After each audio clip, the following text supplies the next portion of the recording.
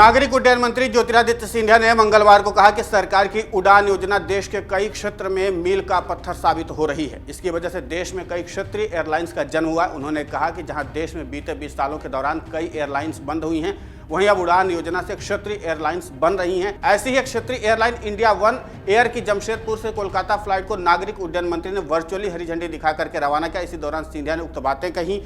ये जमशेदपुर और कोलकाता की पहली अनुसूचित फ्लाइट है। बता दें कि पहले जमशेदपुर से कोलकाता की फ्लाइट गैर अनुसूचित ऑपरेशन के तहत चलाई जा रही थी। सिंधिया ने कहा कि उड़ान योजना के तहत देश में अभी तक इंडिया वन एयर और फ्लाई बिग जैसी क्षेत्रीय एयरलाइंस बनी हैं। गुजरात के मोरबी पुल हादसे के मामले में पुलिस ने चार्जशीट फाइल की है। आरोप पत्र 1252 पन्नों का है, जिसमें ओरेवा ग्रुप के मैनेजिंग डायरेक्टर जयसुख पटेल को भगोड़ा बताया जा रहा है। ऐसे में एमडी पटेल की गिरफ्तारी किसी भी वक्त हो सकती है। जांच के दौरान जयसुख पटेल नहीं मिले थे और आने वाले भविष्य में भी उनके आने की संभावना न के बराबर है। ओरेवा कंपनी से अगले 15 साल यानी कि 2037 तक के लिए पुल की मरम्मत, रखरखाव और ऑपरेशन का समझौता किया गया था।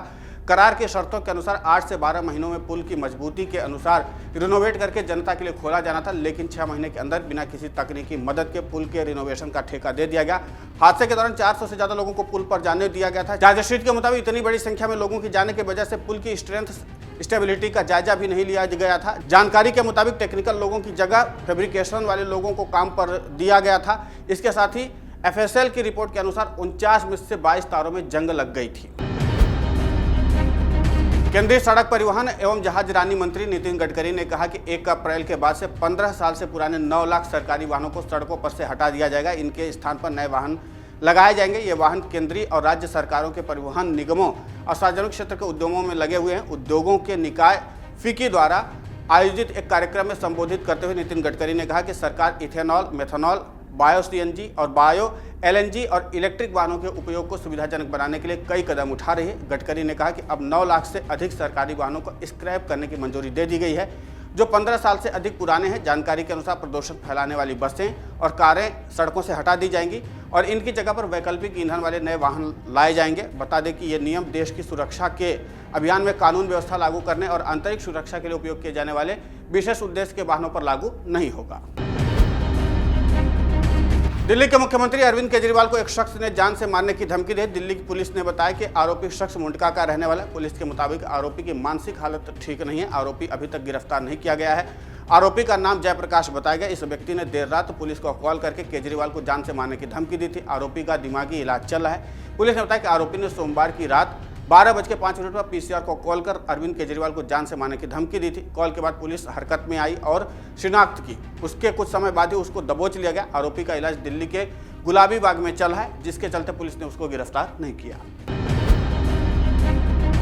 ओडिशा के स्वास्थ्य मंत्री नव दास को गोली मारकर के हत्या करने वाले मामले में आरोपी एएसआई गोपाल दास ने अपना गुनाह कबूल कर लिया है। क्राइम ब्रांच के एडीजी अरुण बोथरा ने सोमवार की इसकी जानकारी दी। उन्होंने कहा कि आरोपी गोपाल दास ने अपना जुर्म कबूल कर लिया है। फॉरेंसिक और साइबर एक्सपर्ट को जांच के लिए बुलाया गया है। हम कोशिश करेंगे कि आरोपी को ज़्यादा से ज़्यादा सजा मिले। उधर ओडिशा सरकार ने हाईकोर्ट से अपील की कि उच्च न्यायालय के वर्तमान या सेवानिवृत्त न्यायाधीश या फिर जिला न्यायाधीश की निगरानी में नवदास की हत्या की जांच होनी चाहिए। सरकार ने दलील दी कि आरोपी एक पुलिस अधिकारी है, इसलिए क्राइम ब्रांच की जांच की निगरानी करनी जरूरी है। सीएम कार्यालय ने इस बाबत पूरी जानकारी दी है। इस साल 9 राज्यों में विधानसभा चुनाव होने हैं और बीजेपी की टॉप लीडरशिप ने कमर कस ली है। बीजेपी चुनाव वाले राज्यों पर पूरा फोकस कर रही। इस बीच मूड ऑफ द नेशन के लिए सी वोटर ने सर्वे किया है, जो बीजेपी के लिए अच्छी खबर लेकर के आया है। दक्षिण के एक राज्य में बीजेपी को बम्पर फायदा होता दिख रहा है। ये राज्य केसीआर का तेलंगाना। तेलंगाना में भारतीय जनता पार्टी को बम्पर फायदा होता दिख रहा है। सी वोटर सर्वे के मुताबिक तेलंगाना में बीजेपी को 30% वोट शेयर मिलता हुआ दिख रहा है। इससे पहले यानी कि 2018 के विधानसभा चुनाव में बीजेपी को तेलंगाना में सिर्फ 7.1% वोट मिला था। इसका मतलब साफ है कि केसीआर के राज्य में बीजेपी का करीब 23% वोट शेयर बढ़ा है। बता दें कि 2018 के चुनाव में केसीआर की तेलंगाना राष्ट्र समिति ने 88 सीटों पर जीत हासिल की थी। टीआरएस को 46.9% वोट मिला था। वहीं कांग्रेस ने राज्य में 99 सीटें जीती थी। कांग्रेस अध्यक्ष मल्लिकार्जुन खड़गे ने कहा कि राष्ट्रपति के अभिभाषण में पहुंचने की बहुत इच्छा थी, लेकिन मौसम खराब होने के कारण ऐसा नहीं हो सका। इसके लिए उन्होंने क्षमा मांगी।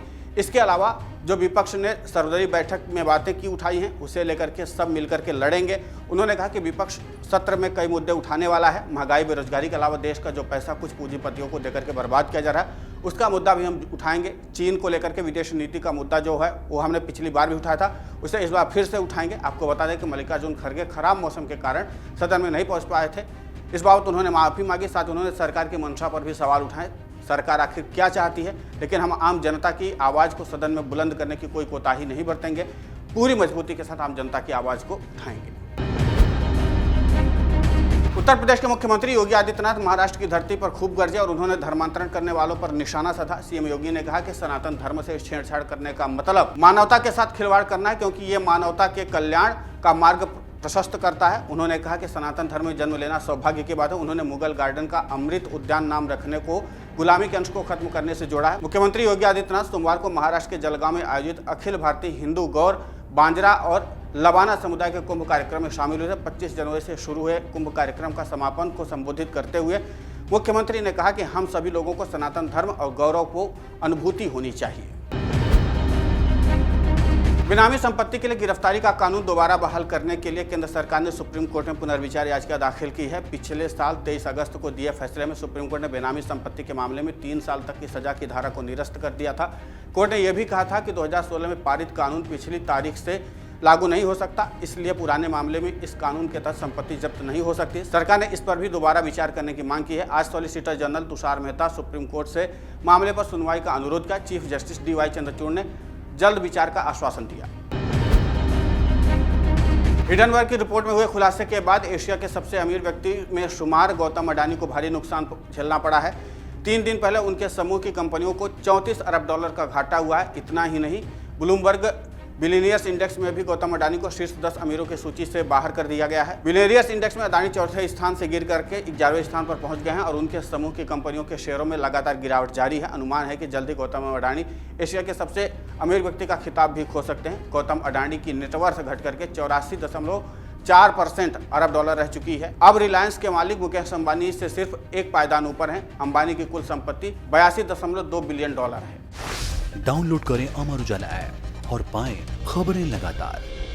अगर आप ये वीडियो YouTube पर देख रहे हैं तो हमारे चैनल को सब्सक्राइब करें और बेल आइकन को दबाना ना भूलें। अगर आप Facebook पर ये वीडियो देख रहे हैं तो हमारे पेज को लाइक करें।